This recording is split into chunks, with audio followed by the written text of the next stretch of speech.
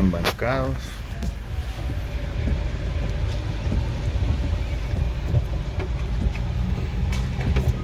Gracias a Dios que ya bajó, pero mejor un problema.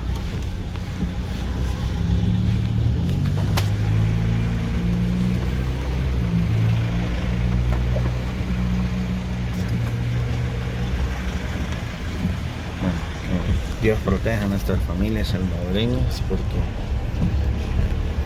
realmente está un poco complicada esta situación.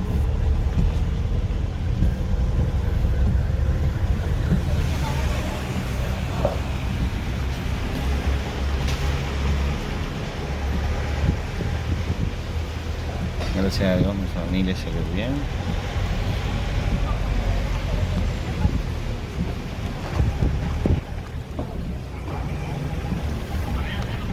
No hay nada que lamentar, gracias a Dios. Dios ejerce su protección aquí.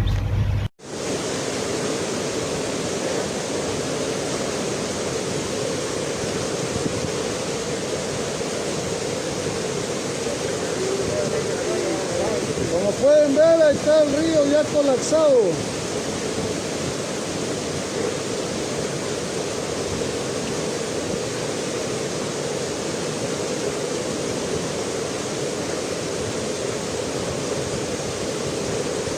Un poquito y no bota el puente.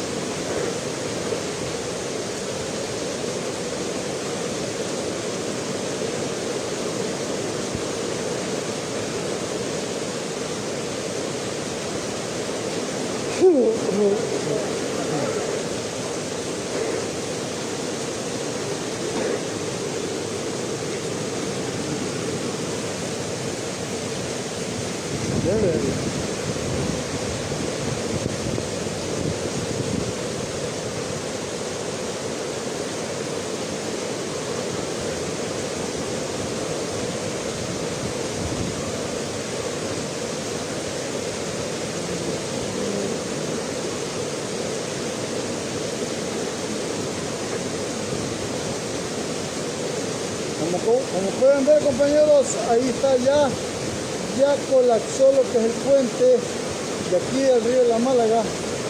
Como pueden ver aquí las imágenes.